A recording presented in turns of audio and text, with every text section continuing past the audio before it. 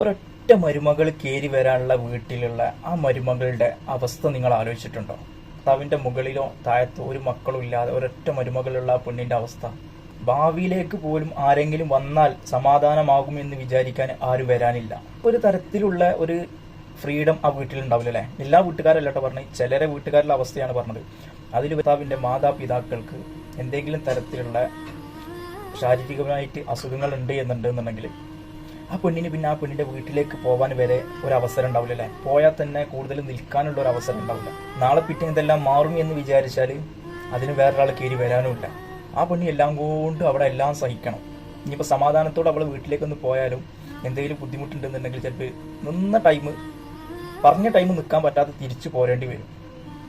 വീട്ടിലേതൊന്ന് സന്തോഷത്തോടെ പുറത്തു പോകാനോ അല്ലെങ്കിൽ എന്തെങ്കിലുമൊക്കെ ചെയ്യാനോ ഒക്കെ ഉണ്ടെന്നുണ്ടെങ്കിൽ ഒന്നിനും ഇവൾക്ക് ഒരു തരത്തിലുള്ള ഒരു സമാധാനം ആ വീട്ടിലുണ്ടാവില്ല അല്ലേ? നമ്മൾ ആലോചിക്കണത് എത്ര പേരുണ്ടാവും അങ്ങനെ. ഒറ്റക്കൊരു മരുമകളാണെന്നുണ്ടെങ്കിൽ മുത്തൊന്നുണ്ടെന്നുണ്ടെങ്കിൽ മാറ്റി മറിച്ചിട്ടെങ്കിലും നിൽക്കാം, അല്ലെങ്കിൽ നിങ്ങളിതൊന്നും നോക്കി ഞാൻ പോയിട്ട് വരാം എന്നെങ്കിലും പറയാം. അങ്ങനെ ഇല്ലാത്തവരവസ്ഥകൾ ആലോചിക്കണം. കഷ്ടപ്പാടാണ് അവർക്ക്. അവരെ കുറിച്ചിട്ട് ആരും എവിടെയും പറയണില്ല അല്ലേ? എവിടെയും പറയണില്ല മരുമകളെ കുറിച്ചിട്ട്. അവരെന്താ പറഞ്ഞ് അവരെ കാലശേഷം അവൾക്കെല്ലാ വീടും സ്ഥലവും എന്നുള്ളത്.